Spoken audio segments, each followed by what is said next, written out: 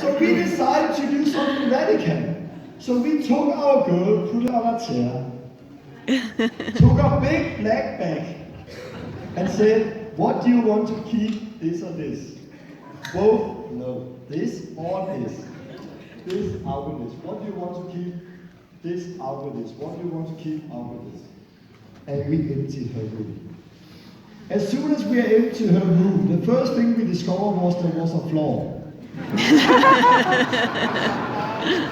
It's actually a nice floor, I put it myself. But when we got rid of that thing, it was really interesting because now there was one thing less to worry about.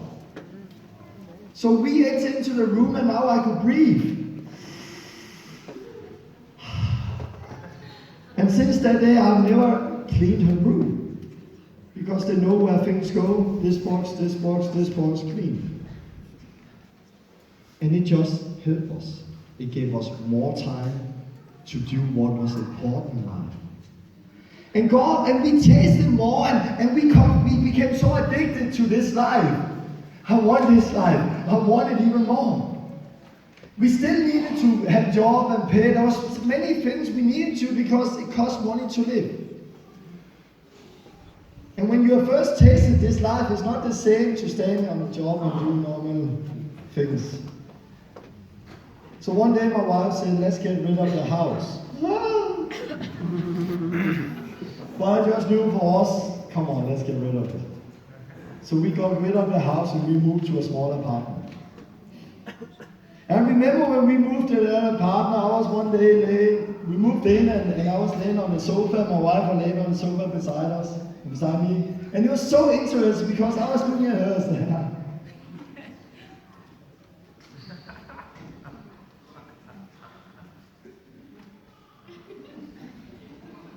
what to do? Like first time in years, like what to do? There is nothing I can paint. There is nothing that needs to be fixed. There is no garden that needs to be done. And it's clean all over the place.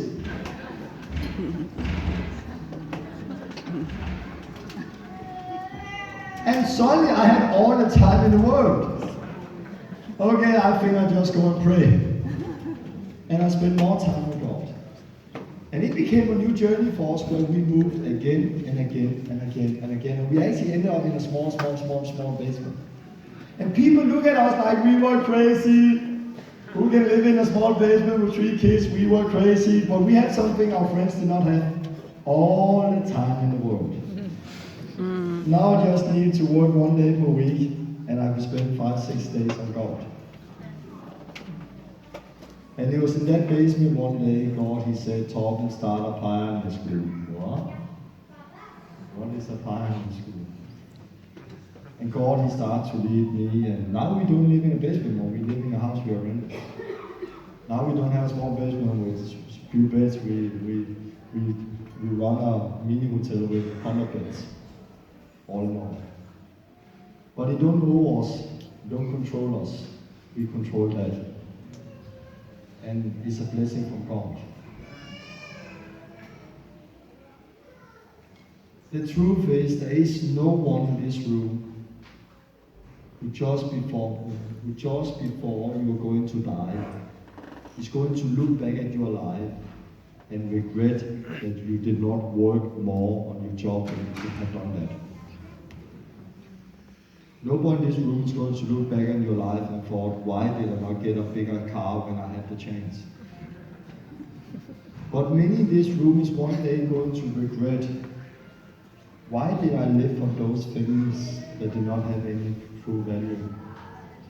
Why was I more interested in thinking what my parents would think, my kids would think, my neighbor would think, my priest would think, my church would think, than what God wanted me to do?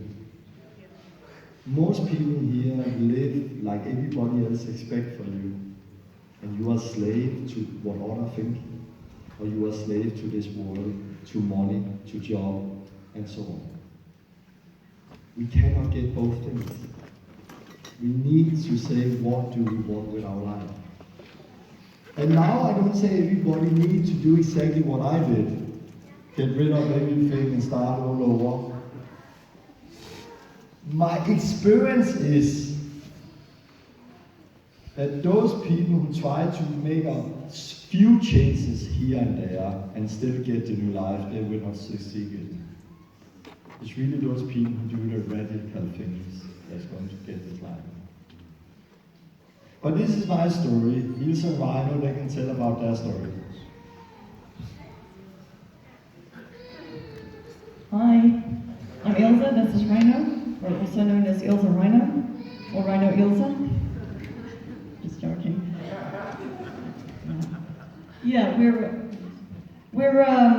been married, well, we'll be married 14 years this April. But 13 and a half years, or almost 14 years ago, when we got married, we were that couple that Torben just spoke about.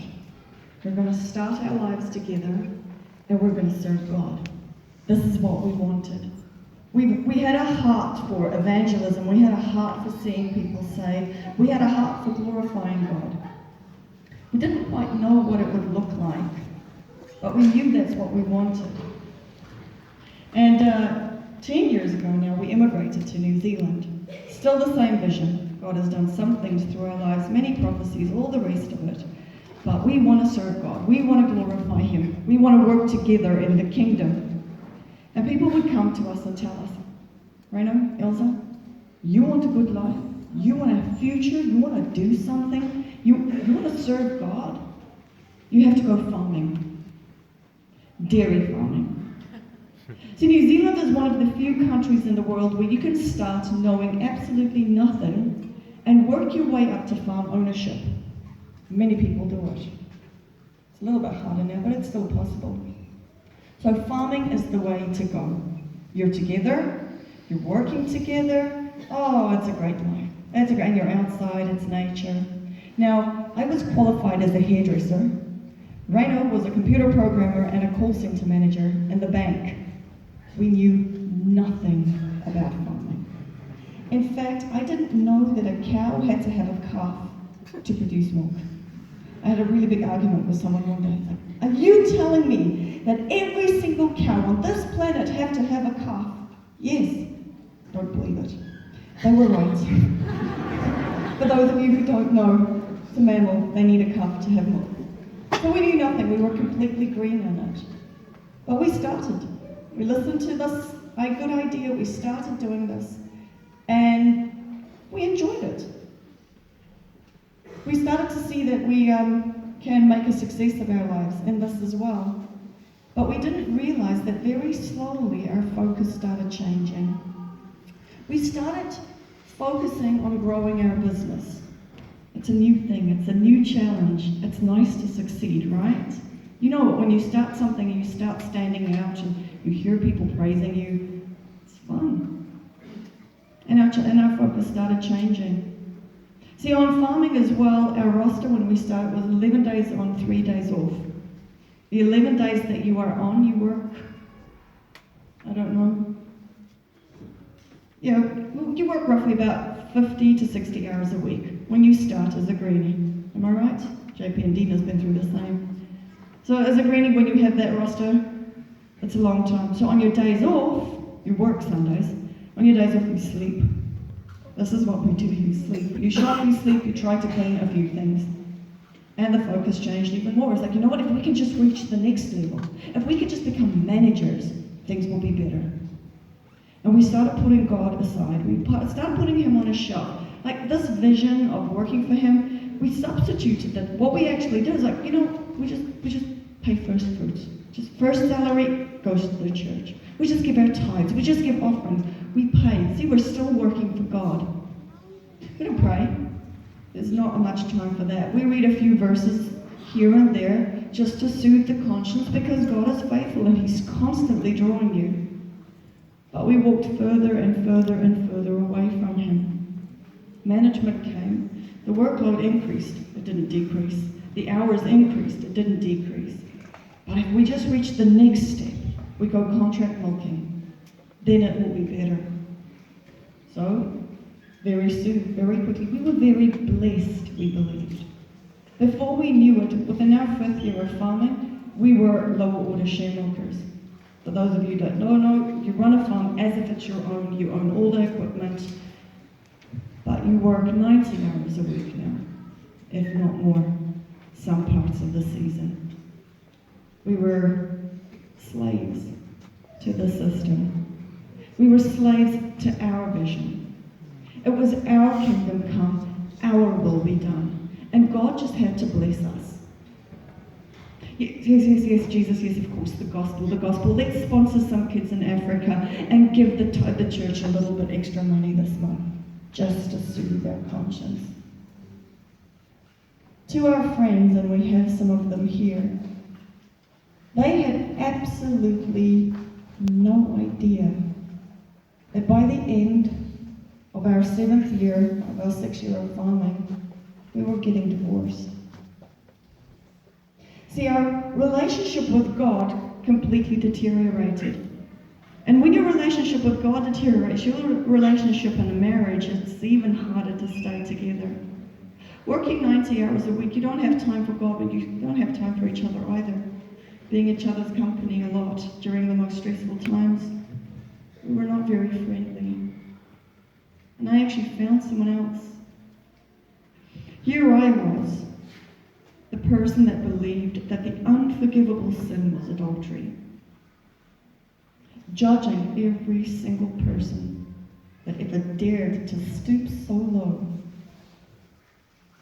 And there I am, not being able to pick up the first stone because I was an adulterer myself. But we had no church family. We had no friends. The few friends we did have, we had to show a mask.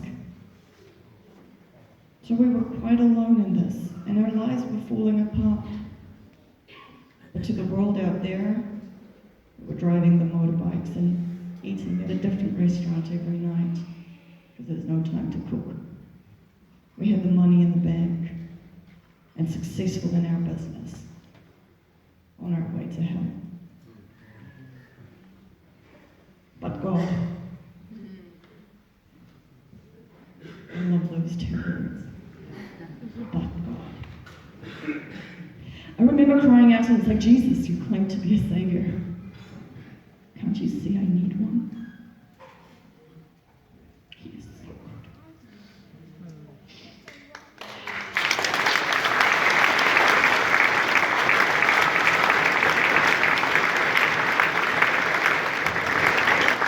I think it's 4.5 years ago, I got a message from someone that had no idea what was going on in our lives. And he said, the message is simple, it's short. It simply said, my darling Elsa, if you will turn back to me, I will make all things new. Love, Jesus. I had no idea how.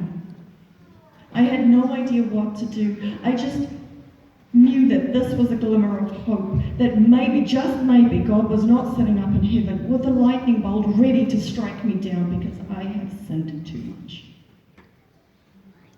God, you know what? Yes, I don't know how. Just come.